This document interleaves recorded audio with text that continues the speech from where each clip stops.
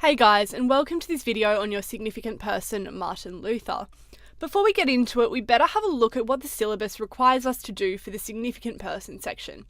So it asks you to firstly explain the contribution to the development and expression of Christianity of one significant person, and secondly, it wants you to analyse the impact of this significant person on Christianity.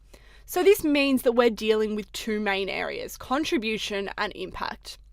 So Luther's contributions are all the things that he did to update or reform Christianity. These focus on changing Christian writing and philosophy. We say that contributions lead to developments or updates in the way that Christianity is practiced or expressed. This means that they enable Christianity to continue to be added to over time. And that's where impact comes in.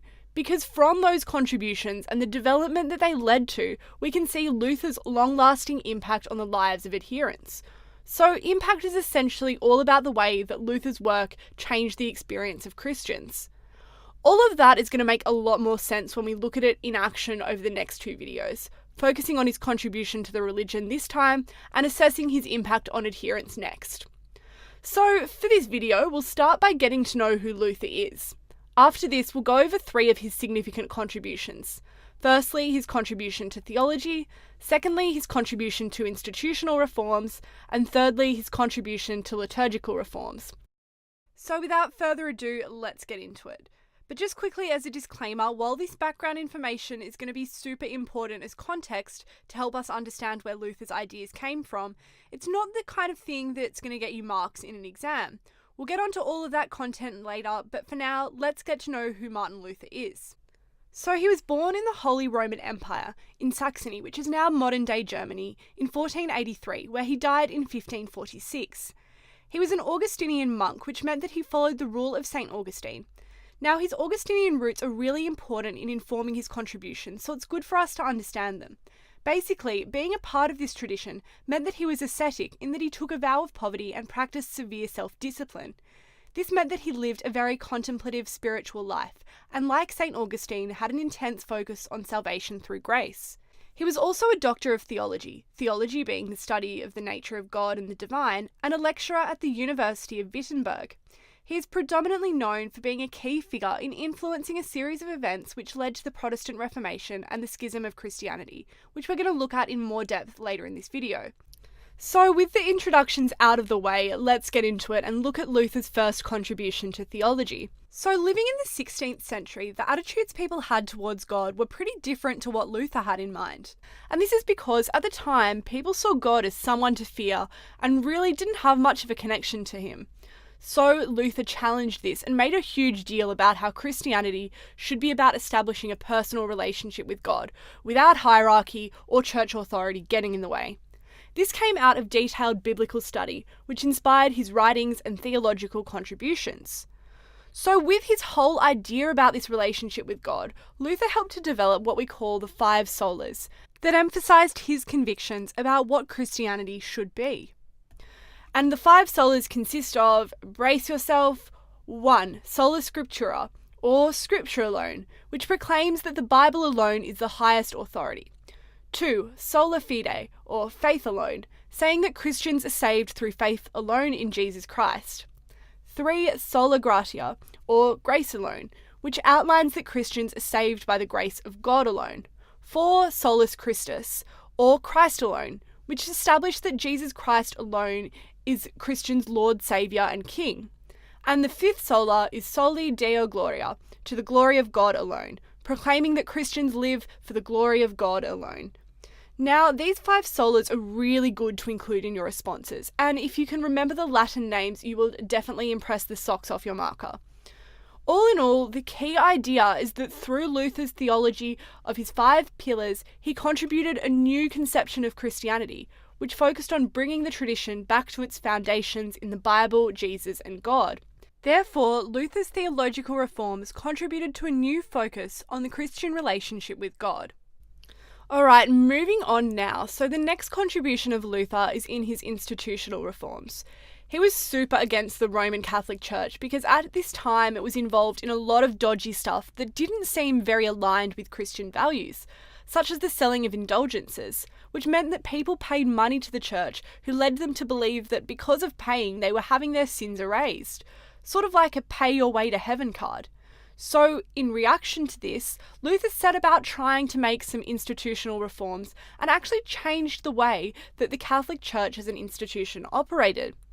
The key aspect of Luther's contribution to institutional change occurred in 1517, when he nailed a document called the 95 Theses on the door of the castle church in Wittenberg.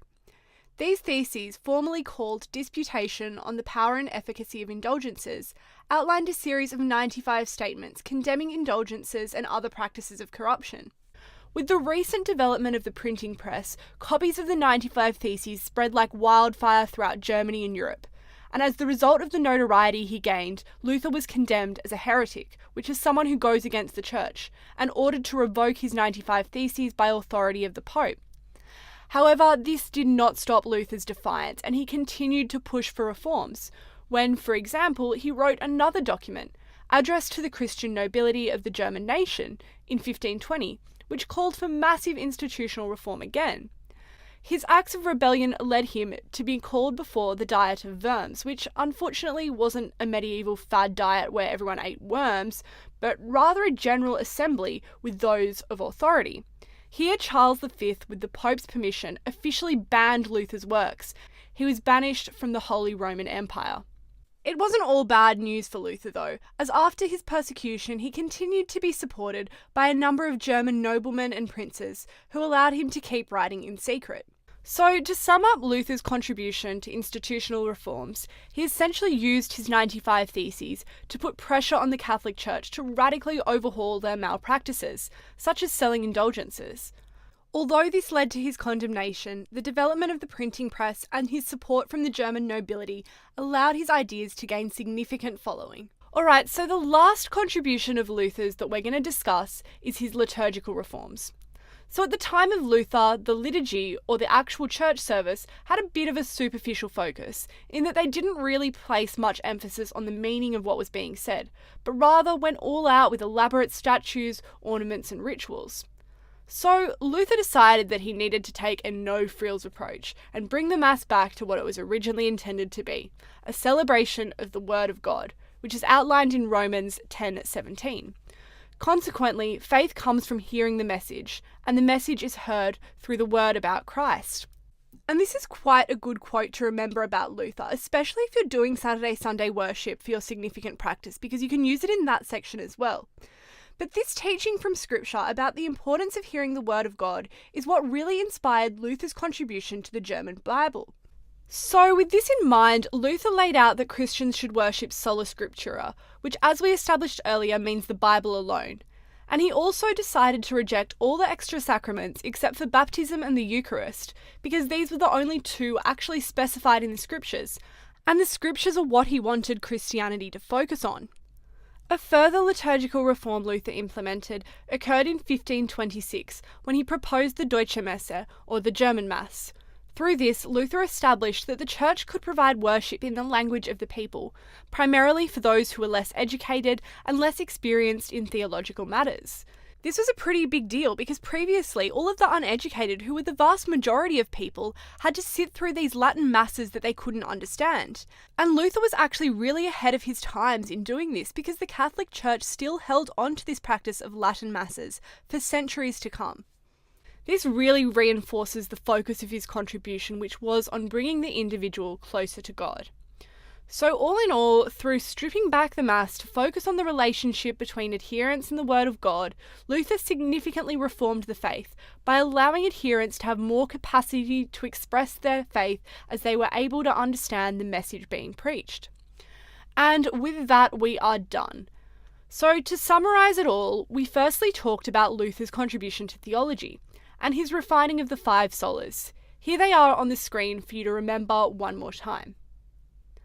After this, we talked about Luther's institutional reforms, where he set out to push for the abolition of indulgences through the 95 Theses.